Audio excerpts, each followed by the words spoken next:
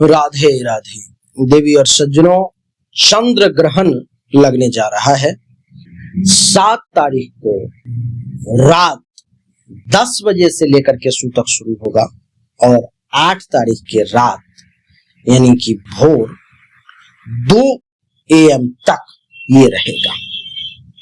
क्या 7 तारीख की रात 10 PM से 8 तारीख की रात 2 AM तक रहेगा, यानी कि 10 से 11, 12, 1, 2 ये 4 घंटे का ये चंद्र ग्रहण का समय होगा।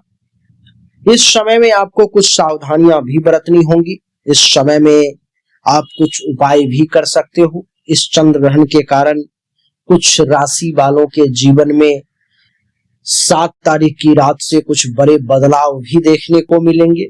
क्या कैसे होगा ये सब मैं आपको बताता हूं। उपाय की जहां तक बात है तो प्रयास ये रहे कि 7 तारीख की रात 10 बजे से पहले ही आप भोजन वगैरह कर लें।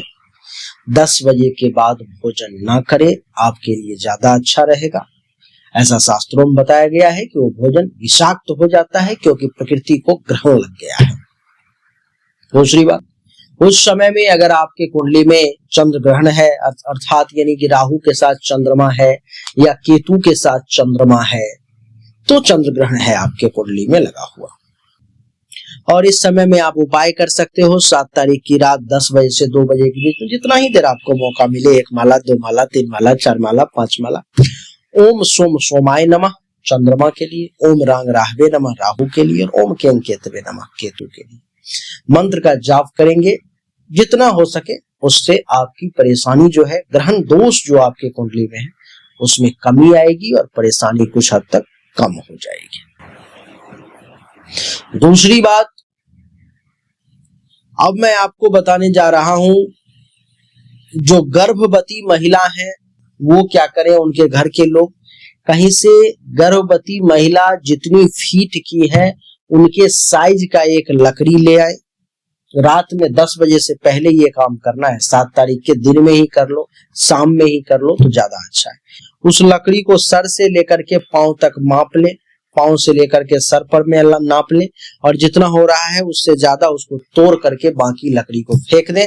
और वो जो लकड़ी उसके हाइट के बराबर का लकड़ी है उसको किसी कोने में ऐसे जगह पर में खड़ा कर दें जहां से वो लकड़ी गिरे नहीं। ऐसा ये टोटका है। कहा जाता है कि इससे गर्भ में पल रहे शिशु के ऊपर में कोई खतरा नहीं होता, वो सुरक्षित रहता है। ये टोटका है। चाहे कोई पशु ही आपके पास क्यों ना हो, गाय हो, भैंस हो, बकरा हो, सुगर हो, जो भी पशु आपके पास में है, अगर वो गर्भवती है तो उसके साथ आप यही करें। उसके बराबर का लकड़ी नाप करके किसी ऐसे जगह पे उसको खड़ा कर दें जो जब ग्रहण हो तो वो लकड़ी गिरे नहीं और सुबह में फिर उस लकड़ी को आप फेंक दें। आइए अब समझते हैं कि किस राशि के ऊपर में क्या प्रभाव पड़ेगा। क्योंकि राहु कुंभ राशि में है देवी और सज्जनों, तो कुंभ राशि में है तो राहु कुंभ राशि वालों के लिए प्रथम भाव में रहेगा। प्रथम भाव में राहु के रहने के कारण और चंद्रमा का युति बन रहा है जिससे कि ये ग्रहण दोष उत्पन्न हो रहा है। तो क्या होगा, कुंभ राशि वालों को मानसिक बेचैनी और असमंजस की स्थिति इस समय में बनी रहेगी। आत्मविश्वास डगमगा जाएगा। लोग आपके बारे में अभी कुछ दिन तक जो है सो बुरी बातें करते रहेंगे, भ्रमित हो जाएंगे। स्वास्थ्य पर कुछ असर पड़ सकता है। सिर दर्द या तनाव आपका बढ़ सकता है। ये ज्यादा दिन नहीं, कुछ दिन ही बस चलेगा।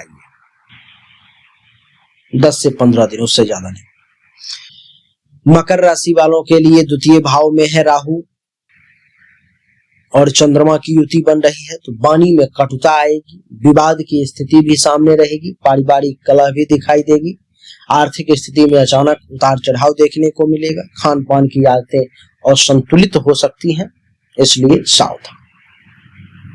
धनु राशि वालों के लिए तीसरे भाव में आ जाएंगे जिससे कि साहस में कमी देखने को मिलेगी, गलत निर्णय का खतरा रहेगा, भाई बहनों से तनाव हो सकता है, यात्रा में बाधा या दुर्घटना की शंका भी दिखाई दे रही है, लेखन या कम्युनिकेशन में भ्रम उत्पन्न हो सकता है। बात करूंगा वृश्चिक राशि की। वृश्चिक राशि वालों के लिए कुंडली के चतुर्थ भाव में राहु और चंद्रमा की युति दिखाई दे रही है। चतुर्थ भाव में होने के कारण माता या घर के वातावरण में अशांति उत्पन्न हो जाएगी 7 तारीख के बाद से, जो 15 दिन तक करीब रहेगी। भूमि, भवन और मकान के मामले उलझ सकते हैं। भावनात्मक असुरक्षा हो सकती है। मानसिक शांति का अभाव हो सकता है।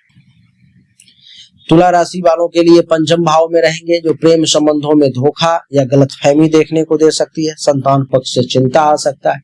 पढ़ाई में एकाग्रता की कमी आ सकती है। जुए, सट्टे जैसे जोखिम से आपका नुकसान हो सकता है। वृश्चिक राशि वालों के लिए तो बता ही दिया, तुला राशि वालों के लिए बता ही दिया। कन्या राशि वालों के लिए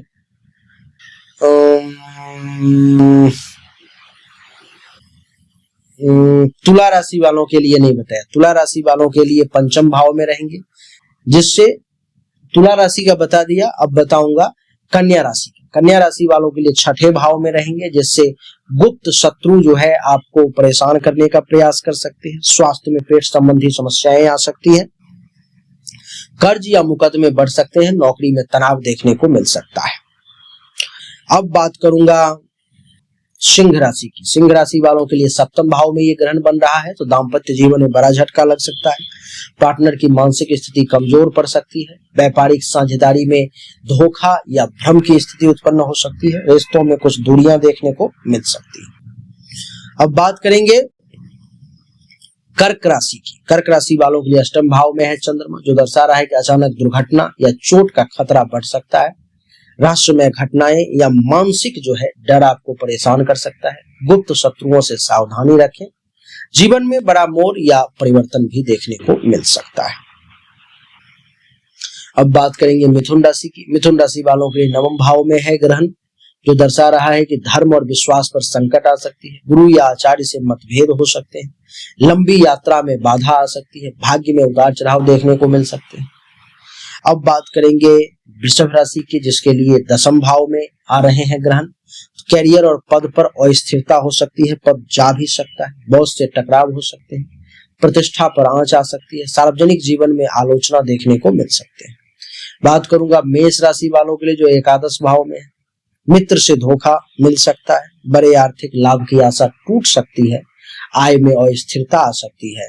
गलत संगति से नुकसान भी आपको हो सकता है। मीन राशि वालों के लिए द्वादश भाव में ये ग्रहण बन रहा है, तो जिससे अचानक से खर्चे बढ़ सकते हैं। धन का नुकसान हो सकता है। नींद में कुछ बाधाएं आ सकती हैं। लोग घर में बीमार पड़ सकते हैं, जिससे हॉस्पिटल के खर्चे एक्टिवेट हो सकते हैं। आध्यात्म की तरफ ज्यादा ध्यान जा सकता है। ध्यान कर सकते हैं। योग कर सकते हो। ईश्वर के शरण में जा सकते हो। ये सब जो है देखने को मिल सकता है। तो कुछ इस प्रकार से जो है स्थिति है कि ये जो चंद्र ग्रहण हो रहा है कल से 7 तारीख से, वो आपके लिए क्या क्या परिणाम किस राशि वालों को देगा। मैंने जो परिणाम बताए हैं उसमें सभी लोग सावधान हो जाएं।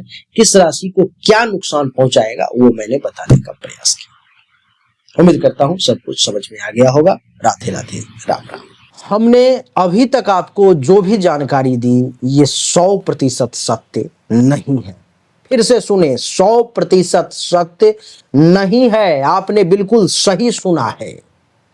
ऐसा मैं क्यों कह रहा हूं? क्योंकि अभी तक जो हमने आपको बताया ये एक सामान्य राशि फल है, विशेष नहीं है।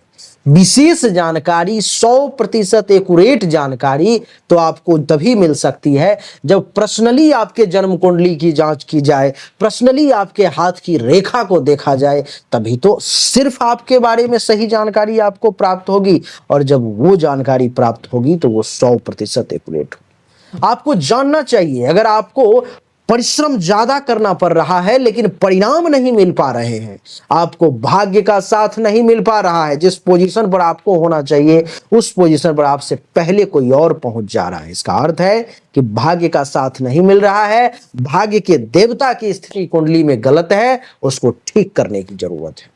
दूसरा, अगर आप बहुत परिश्रम कर रहे हो, आमदनी के कई सोर्स को तलाशने की कोशिश कर रहे हो, लेकिन आमदनी बहुत ज्यादा कर नहीं पा रहे हो जितनी इच्छा है, जितनी कोशिश है, तो चेक करने की जरूरत है कि आमदनी के जो देवता हैं उनकी क्या स्थिति है कुंडली में। आखिर आमदनी क्यों नहीं बढ़ पा रही? अगर आप पैसा तो कमा रहे हो लेकिन बचत नहीं कर पा रहे हो, लाख प्रयास करते हो लेकिन फिर भी कितना भी पैसा कमा लूं, कितनी भी कोशिश कर लूं, बचत नहीं हो पा रहा है, तो आपको चेक करने की जरूरत है कि जन्म कुंडली में जो धन धान्य संपत्ति के बचत की देवता है, जो बैंक बैलेंस के देवता है, उनकी क्या स्थिति है, क्यों ऐसा हो पा रहा है। लेकिन इन सब को चेक करने के लिए पर्सनल आपकी जन्म कुंडली की जांच करनी पड़ेगी, तभी जाकर के वो पता लग पाएगा। देवियों सज्जनों, चाहे कोई बीमारी है जो आपको बहुत परेशान कर रहा है, बहुत परेशान कर रहा है, आप ठीक नहीं हो पा रहे हो, चाहे आपका विवाह नहीं हो रहा, वैवाहिक जीवन में अथवा परेशानी आ रही है, मामला तलाक तक पहुंच गया है या विवाह हो ही नहीं पा रहा है, जिस काम को करने की कोशिश कर रहे हो हर काम में रुकावट आ रहा है, जमीन मकान गाड़ी चाह रहे हो लेकिन हो नहीं पा रहा है, तो इन सभी शंकाओं का समाधान जन्म कुंडली देखने के बाद ही मैं आपको दे सकता हूं। उसके लिए सामने दिए गए नंबर पर में अपनी जन्म तारीख, जन्म समय, जन्म स्थान, दोनों हाथ के हथेली का फोटो अवश्य भेजें। जो शुल्क है जमा करें, इंतजार करें, आपको जानकारी अवश्य मिलेगी। अच्छा लगा तो वीडियो को लाइक करें, शेयर करें, चैनल को सब्सक्राइब करके इसके बेल आइकन के बटन को दबा दें। राधे राधे, राम राम,